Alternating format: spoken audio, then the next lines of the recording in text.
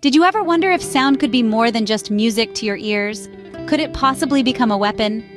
Today, we're venturing into the intriguing world of sound frequencies, a realm where the unseen becomes powerful and the unheard can hold unexpected and undesired potential.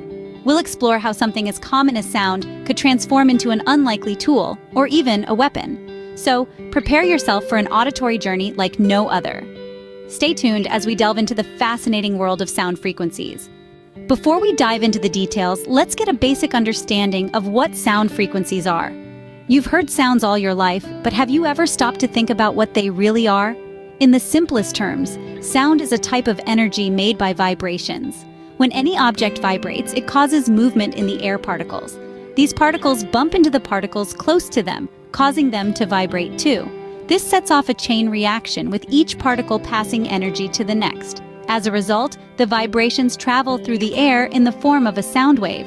As the sound wave travels through the air, energy is gradually dissipated in the form of heat. Additionally, sound waves lose energy as they propagate through air due to factors like air resistance and absorption. If we break it down, these sound waves can be analyzed in terms of their frequency. Now, what is frequency?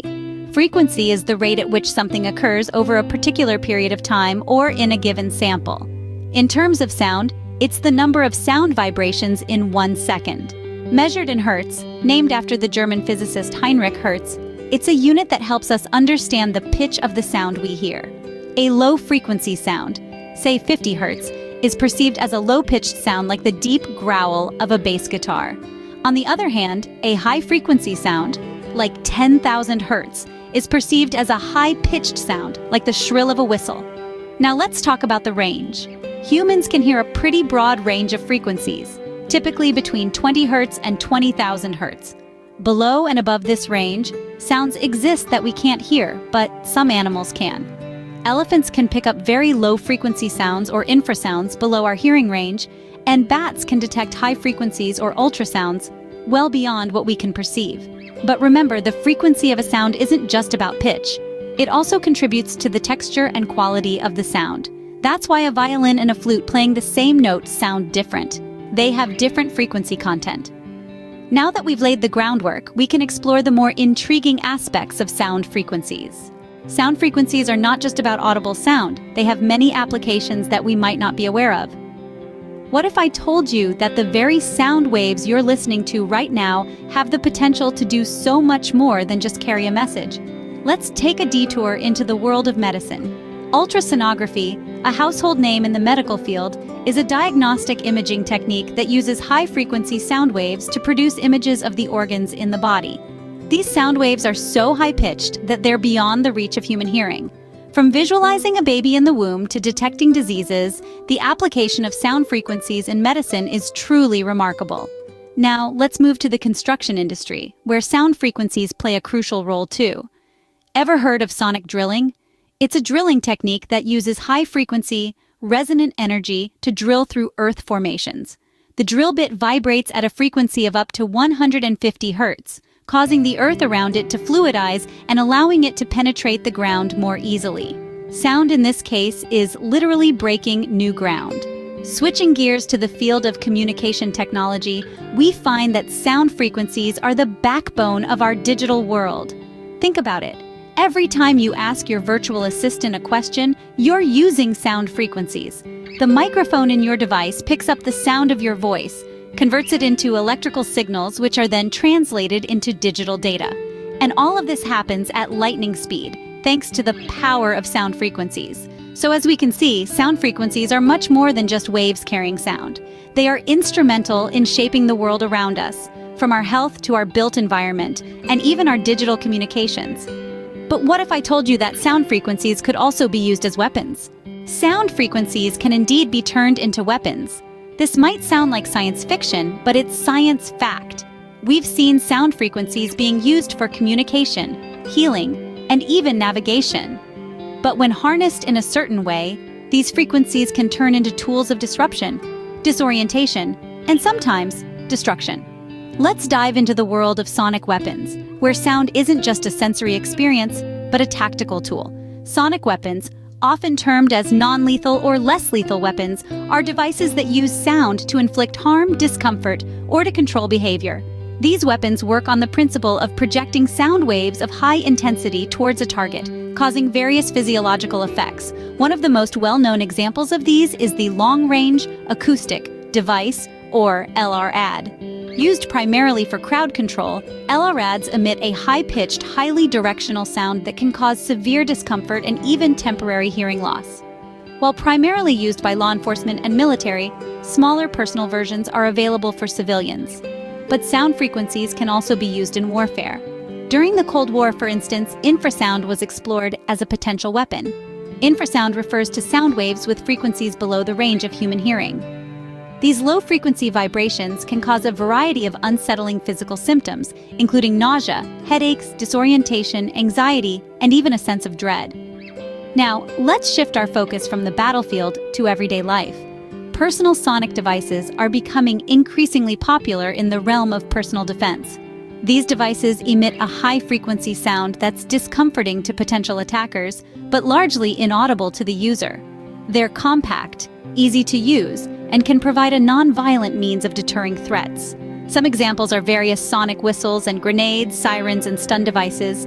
In conclusion, the power of sound goes beyond what we hear. It can heal, it can communicate, and yes, it can even harm. The use of sound frequencies as weapons is a fascinating, albeit unsettling, testament to the incredible versatility of sound. As we continue to explore the capabilities of sound, it's crucial that we also consider the ethical implications. We must strive to harness this power responsibly, respecting the potential impacts on human health and well-being. Sound can be a powerful tool for influencing emotions, mood, and cognition through more subtle mechanisms. Here are some ways that sound can affect human perception and behavior. Certain sounds, melodies, or frequencies can evoke strong emotional responses. For example, music is known to elicit feelings of joy, sadness, excitement, or relaxation, depending on its composition and context. Sound can be paired with visual or verbal cues to create associations and suggest particular behaviors or attitudes. This is commonly used in advertising, where background music and sound effects are carefully selected to enhance the message of the commercial. Sounds can also capture attention and influence one's focus. For example, ambient noise in a crowded environment may distract from concentration, while calming music or white noise can aid concentration and productivity. Then there's subliminal messaging, which involves presenting messages or stimuli below the threshold of conscious awareness. Studies suggest that subliminal messages can influence behavior in a very subtle way. Could this be what's happening to our youth? I've put this one in a separate chapter because sound can also be used for mind control or programming, and is often associated with conspiracy theories. But let's look at some well-known programs and consider their capabilities and their intent. There have been government programs and research initiatives that have studied the effects of different frequencies on the human brain, particularly in the context of military applications, intelligence gathering, and public safety. Some of these programs have been declassified or publicly acknowledged, while others remain classified or shrouded in secrecy. I'd love to know if the subjects were willing participants in many of these studies. Here are a few examples that you may remember. Project MKUltra, allegedly from the 1950s to the 1970s. Perhaps the most well-known government program related to mind control and behavioral modification, MKUltra was a series of clandestine experiments conducted by the CIA. This program continues to be denied by some today, but MKUltra has been acknowledged and partially declassified. I've seen some photos and I shudder to think about what has not been declassified. While MKUltra encompassed various techniques and substances, including drugs like LSD, it also explored the use of sensory deprivation, hypnosis, and electroencephalography, EEG, to study the effects of different frequencies and stimuli on brain function. The microwave auditory effect, which began in the 1950s and is ongoing, is also known as the Frey effect. This phenomenon involves the perception of sound, such as buzzing, clicking, or hissing, in the absence of an actual auditory stimulus. It was discovered during research into the effects of microwave radiation on the human body.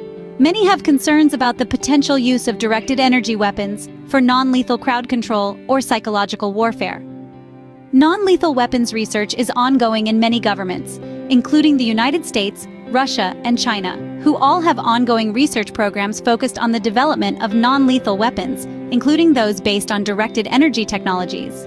These programs explore various frequencies and energy sources, such as microwave, laser, and acoustic weapons, to incapacitate or deter adversaries while minimizing permanent harm. The Defense Advanced Research Projects Agency, or DARPA, in the United States has funded research into a wide range of technologies with potential military applications including neuroscience, cognitive enhancement, and human-machine interfaces. While much of this research is focused on improving military capabilities, it may also involve studying the effects of different frequencies on brain function and behavior. From the soothing melodies of music to the potential threat of sonic weapons, sound frequencies surely have a wide range of applications. Now we have a basic understanding of sound frequencies, where we saw how they form the very fabric of our audible world, to the diverse ways they're utilized as tools in fields such as medicine, communications, and even in the animal kingdom. Unfortunately, there can be a darker aspect to the use of sound frequencies because they can also be used as weapons by anyone seeking to control the masses. Sonic and ultrasonic weapons can disorient, incapacitate, or even cause physical harm, a stark contrast to the harmonious tunes we often associate with sound. From the infamous brown note, which is a frequency below 20 Hz, which allegedly is capable of causing humans to lose control of their bowels due to the resonation with the body's internal organs, to the painful, high-pitched mosquito note, which is around 17 to 20 kilohertz, and is most effective in people under 25 years of age. Clearly, sound frequencies have the potential to wield significant power in the wrong hands. But let's not forget that sound frequencies can also be healing and therapeutic. Frequencies like the solfeggio 852 Hz, often used as background music in our videos, are said to promote a sense of peace and well-being. Indeed, the world of sound frequencies is as diverse as it is fascinating, filled with potentials that are as constructive as they are destructive. The goal is to be aware and to be vigilant. Try to limit your use of electronic devices with speakers if possible, such as computers, TVs, and electronic personal assistants, such as Alexa and Siri. Any device capable of producing sound has the capacity to emit inaudible sounds to your brain without your knowledge. Before we end, do you think sound frequencies could become the next big thing in modern warfare? It's a question that's bound to leave a lingering echo. If you've enjoyed this journey into the realm of sound frequencies, and you're fascinated by the potential of these invisible waves, then why not give this video a thumbs up? It's a simple click for you, but for us, it's a sonic boom of support. And if you'd like to keep exploring the unseen frontiers of science and technology with us, share this video with your fellow curious minds. Let's create a resonating ripple of knowledge together. Have thoughts, questions, or insights about the power of sound frequencies? I'd love to hear them. So please, do leave a comment below. Your engagement helps us make better content for you. Don't forget to hit that subscribe button and ring the bell so you won't miss our next deep dive into the world of science and technology. Thank you for watching. I appreciate you.